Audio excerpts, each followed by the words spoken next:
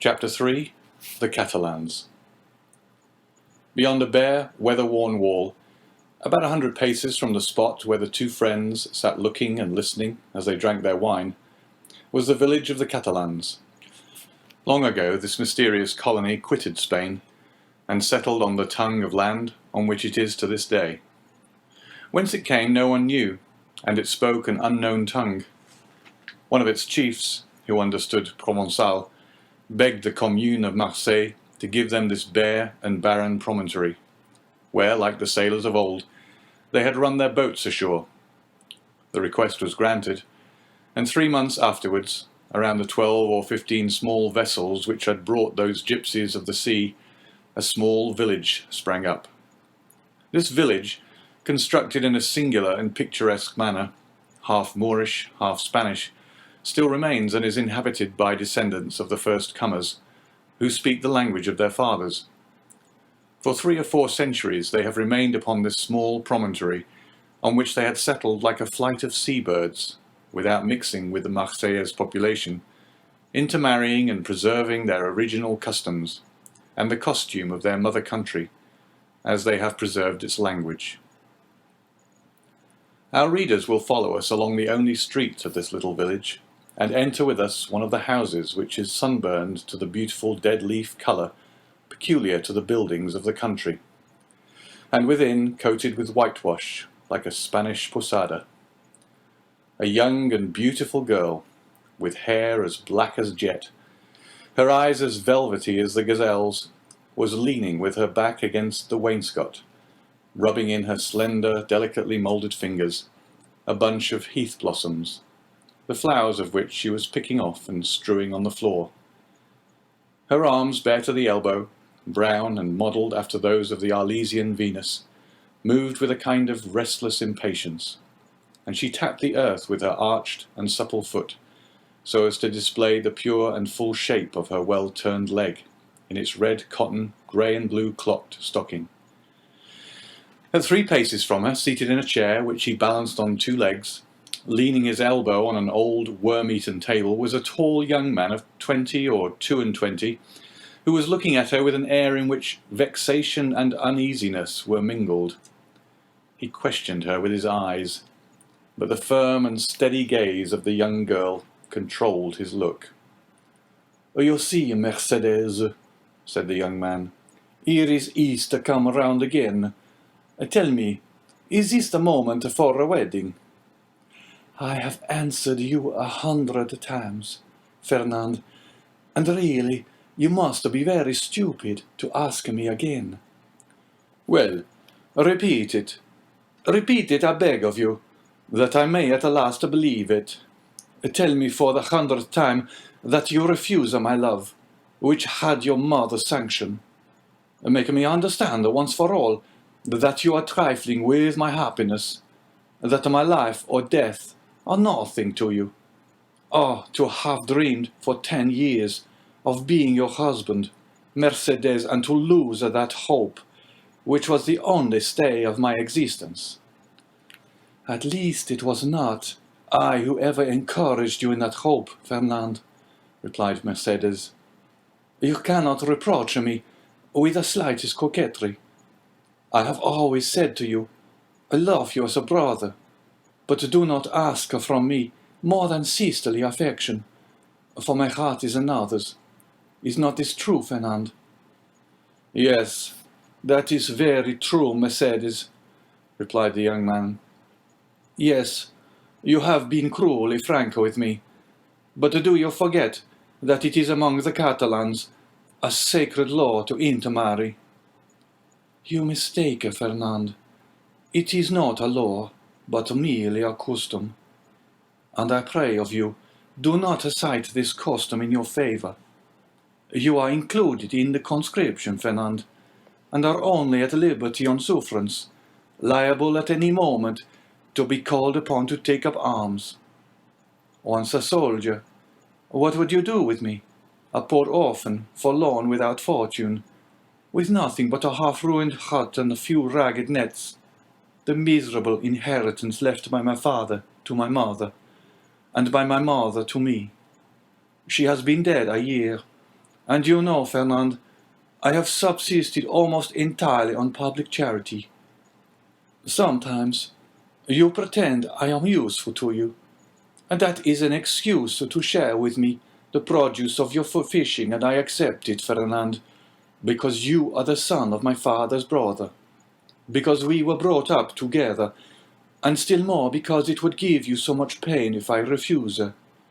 But I feel very deeply that this fish which I go and sell, and with the produce of which I buy the flax I spin, I feel very keenly, Fernand, that this is charity. And if it were, Mercedes, poor and lone as you are, you suit me as well as the daughter of the first shipowner, or the richest banker of Marseille. What do you such as we desire but a good wife and a careful housekeeper? And where can I look for these better than in you? Fernand, answered Mercedes, shaking her head, a woman becomes a bad manager, and who shall say she will remain an honest woman when she loves another man better than her husband? Rest content with my friendship, for I say once more, that is all I can promise, and I will promise no more than I can bestow. I understand, replied Fernand.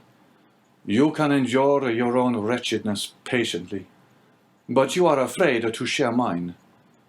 Well, Mercedes, beloved by you, I would attempt fortune.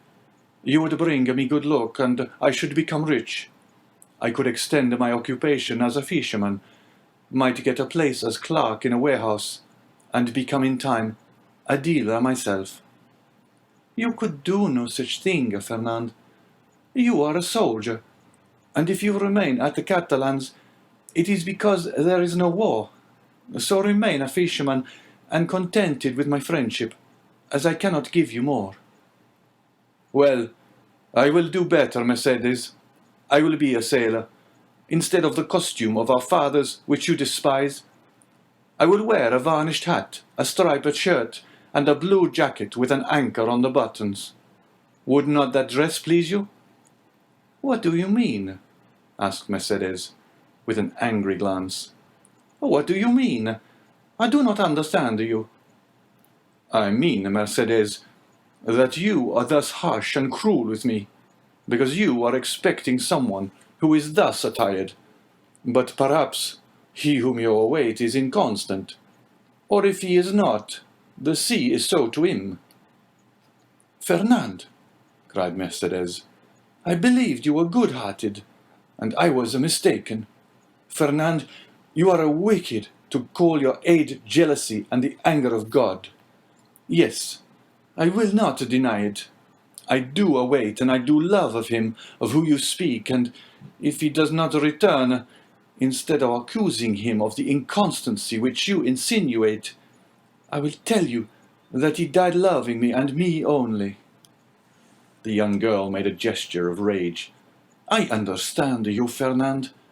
You would be revenged on him because I do not love you. You would cross your Catalan knife with his dirk. What end would that answer? To lose you my friendship if he were conquered, and see that friendship changed into hate if you were victor. Believe me, to seek a quarrel with a man is a bad method of pleasing the woman who loves the man. No, Fernand, you will not thus give way to evil thoughts.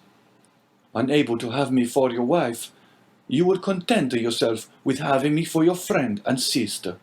And besides, she added, her eyes troubled and moistened with tears, wait, Fernand, you said just now that the sea was treacherous, and he has been gone for 4 months, and during those 4 months there have been some terrible storms.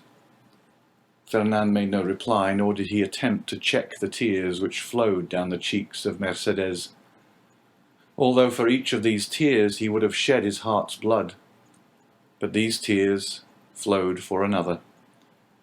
He arose, paced a while up and down the hut, and then suddenly stopping before Mercedes, with his eyes glowing and his hands clenched. Say, Mercedes, he said, once for all, is this your final determination? I love Edmond Dante, the young girl calmly replied, "and none but Edmond shall ever be my husband." "And you will always love him?" "As long as I live." Fernand let fall his head like a defeated man, heaved a sigh that was like a groan, and then suddenly looking her full in the face with clenched teeth and expanded nostrils, said, "But if he is dead?" "If he is dead, I shall die too." "If he has forgotten you?" "Mercedes!" called a joyous voice from without. "Mercedes!" "Oh!" exclaimed the young girl, blushing with delight and fairly leaping in excess of love. "You see, he has not forgotten me, for here he is." And rushing towards the door, she opened it, saying, "Here, Edmond, here I am."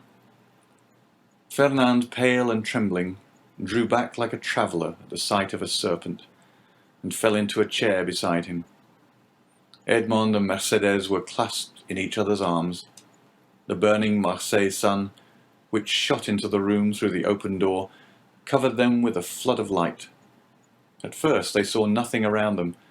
Their intense happiness isolated them from all the rest of the world, and they only spoke in broken words, which are the tokens of a joy so extreme that they seem rather the expression of sorrow. Suddenly, Edmond saw the gloomy, pale, and threatening countenance of Fernand, as it was defined in the shadow. By a movement for which he could scarcely account to himself, the young Catalan placed his hand on the knife at his belt. "Ah, your pardon," said Dante, frowning in his turn. "I did not perceive that there were three of us." Then turning to Mercedes, he inquired, "Who is this gentleman?" "One who will be your best friend, Dante, for he is my friend, my cousin, my brother. It is Fernand, the man whom after you, Edmond, I love the best in the world. Do you not remember him?" "Yes," said Dante, and without relinquishing Mercedes' hand, clasped in one of his own, he extended the other to the Catalan with a cordial air. But Fernand, instead of responding to this amiable gesture, remained mute and trembling. Edmond then cast his eyes scrutinizingly at the agitated and embarrassed Mercedes, and then again on the gloomy and menacing Fernand. This look told him all, and his anger waxed hot. "I did not know, when I came with such haste to you, that I was to meet an enemy here." "An enemy?" cried Mercedes with an angry look at her cousin. "An enemy in my house? Do you say, Edmond? If I believed that, I would place my arm under yours and go with you to Marseille, leaving the house to return to it no more." Fernand's eye darted lightning. "And should any misfortune occur to you, dear Edmond," she continued with the same calmness which proved to Fernand that the young girl had read the very innermost depths of his sinister thought, "if misfortune should occur to you, I would ascend the highest point of the Cap de Morgian and cast myself headlong from it." Fernand became deadly pale. "But you are deceived, Edmond," she continued. "You have no enemy here.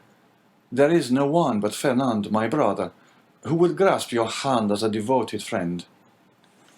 And at these words the young girl fixed her imperious look on the Catalan, who, as if fascinated by it, came slowly towards Edmond and offered him his hand. His hatred, like a powerless, though furious wave, was broken against the strong ascendancy which Mercedes exercised over him.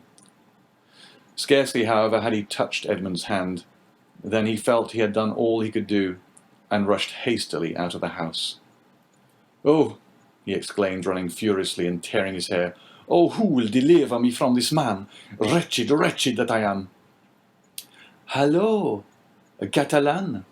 Hallo, Fernand! Where are you running to?" exclaimed a voice. The young man stopped suddenly, looking around him, and perceived Caderousse sitting at table with Danglars under an arbour. "Well," said Caderousse, "why don't you come? Are you really in such a hurry that you have no time to pass the time of day with your friends? Particularly when they have still a full bottle before them," added Danglars. Fernand looked at them both with a stupefied air, but did not say a word. "He seems besotted," said Danglars, pushing Caderousse with his knee. "Are we mistaken? And is Dante a triumphant, in spite of all we have believed?" "Why, we must inquire into that," was Caderousse's reply, and turning towards the young man, said, "Well, Catalan, can't you make up your mind?" Fernand wiped away the perspiration steaming from his brow, and slowly entered the arbour, whose shade seemed to restore somewhat of calmness to his senses, and whose coolness somewhat of refreshment to his exhausted body. "Good day," said he. "You called me, didn't you?" And he fell rather than sat down on one of the seats which surrounded the table. "I called you because you were running like a madman, and I was afraid you would throw yourself into the sea," said Caderousse, laughing. "Why, when a man has friends, they are not only to offer him a glass of wine, but moreover to prevent his swallowing 3 or 4 pints of water unnecessarily." Fernand gave a groan, which resembled a sob, and dropped his head into his hands, his elbows leaning on the table. "Well, Fernand, I must say," said Caderousse, beginning the conversation with that brutality of the common people in which curiosity destroys all diplomacy, "you look uncommonly like a rejected lover." "Ha, ha, ha!" as he burst into a hoarse laugh. "Bah!" said Danglars, "a lad of his make was not born to be unhappy in love. You are laughing at him, Caderousse." "No," he replied, "only hark how he sighs." "Come, come, Fernand," said Caderousse, "hold up your head and answer us. It's not polite not to reply to friends who ask news of your health." "My health is well enough," said Fernand, clenching his hands without raising his head. "Ah, you see, Danglars," said Caderousse, winking at his friend, "this is how it is. Fernand, whom you see here, is a good and brave Catalan, one of the best fishermen in Marseille, and he is in love with a very fine girl named Mercedes, but it appears, unfortunately, that the fine girl is in love with the mate of the fair one, and as the fair one arrived today, why, you understand." "No, I do not understand," said Danglars. "Poor Fernand has been dismissed," continued Caderousse. "Well, and what then?" said Fernand, lifting up his head and looking at Caderousse like a man who looks for someone on whom to vent his anger. "Mercedes is not accountable to any person, is she? Is she not free to love whomsoever she will?"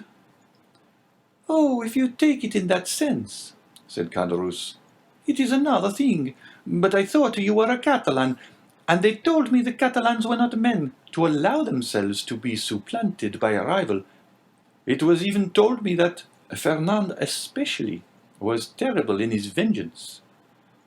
Fernand smiled piteously. "A lover is never terrible," he said. "Poor fellow," remarked Danglars, affecting to pity the young man from the bottom of his heart. "Why, you see, he did not expect to see Dante return so suddenly. He thought he was dead, perhaps, or perchance faithless. These things always come on us more severely when they come suddenly." "Ah, ma foi, under any circumstance," said Caderousse, who drank as he spoke, and on whom the fumes of the wine began to take effect. "Under any circumstance, Fernand is not only person but out by the unfortunate arrival of Dante. Is he, Danglars?" "No, you are right, and I should say that would bring him ill luck." "Well, never mind," answered Caderousse, pouring out a glass of wine for Fernand and filling his own for the 8th or 9th time, while Danglars had merely sipped his. "Never mind. In the meantime, He marries Mercedes, the lovely Mercedes. At least he returns to that. During this time, Danglars fixed his piercing glance on the young man, on whose heart Caderousse's words fell like molten lead.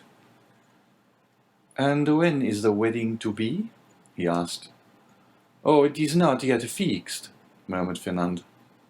"No, but it will be," said Caderousse, "as surely as Dante will be captain of the Pharaon. Eh, Danglars?" Danglars shuddered at his unexpected attack, and turned to Caderousse, whose countenance he scrutinized to try and detect whether the blow was premeditated. But he read nothing but envy in a countenance already rendered brutal and stupid by drunkenness. "Well," said he, filling the glasses, "let us drink to Captain Edmond Dante, husband of the beautiful Catalane." Caderousse raised his glass to his mouth with unsteady hand and swallowed the contents at a gulp. Fernand dashed his on the ground. "Eh, eh, eh," stammered Caderousse. "What do I see down there by the wall, in the direction of the Catalans? Look, Fernand, your eyes are better than mine. I believe I see double. You know, wine is a deceiver, but I would say it was two lovers walking side by side, and hand in hand. Heaven forgive me, they do not know that we can see them, and they are actually embracing." Danglars did not lose one pang that Fernand endured. "Do you know them, Fernand?" he said. "Yes," was the reply in a low voice. "It is Edmond and Mercedes." "Ah, see there now," said Caderousse, "and I did not recognize them. Hello, Dante. Hello, lovely damsel. Come this way and let us know when the wedding is to be, for Fernand here is so obstinate he will not tell us." "Hold your tongue, will you?" said Danglars, pretending to restrain Caderousse, who, with the tenacity of drunkards, leaned out of the arbour. "Try to stand upright, and let the lovers make love without interruption. See, look at Fernand, and follow his example. He is well behaved." Fernand, probably excited beyond bearing, pricked by Danglars as the bull is by the bandoleros, was about to rush out, for he had risen from his seat, and seemed to be collecting himself to dash headlong upon his rival, when Mercedes, smiling and graceful, lifted up her lovely head, and looked at them with her clear and bright eyes. At this Fernand recollected her threat of dying if Edmond died, and dropped again heavily on his seat.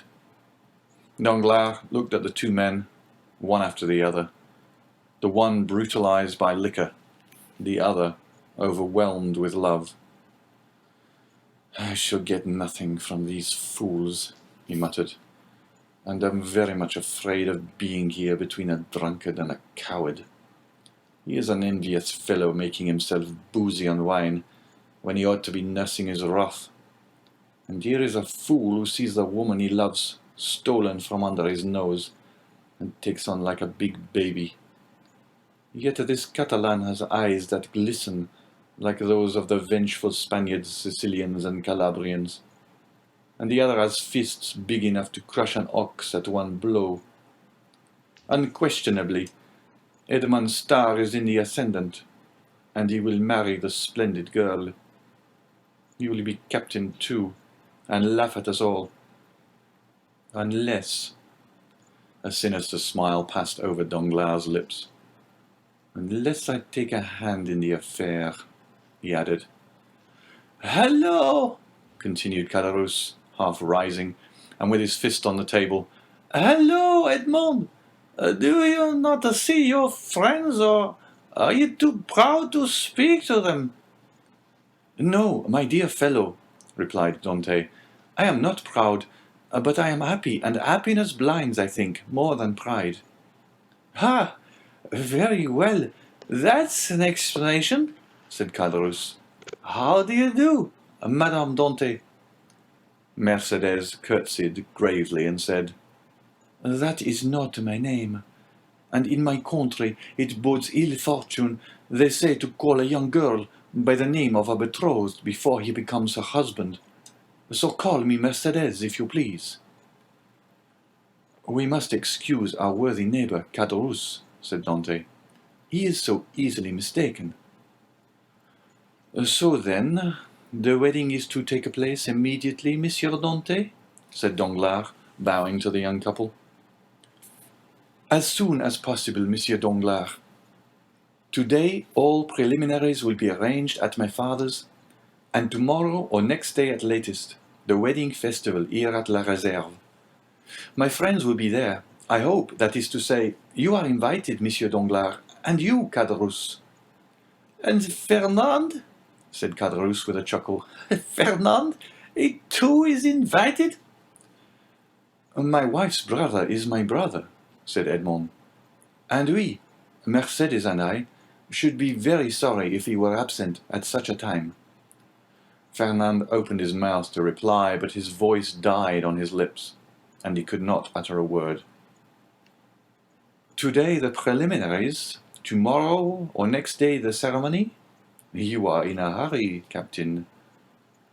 "Danglars," said Edmond, smiling, "I will say to you as Mercedes said just now to Caderousse. Do not give me a title which does not belong to me.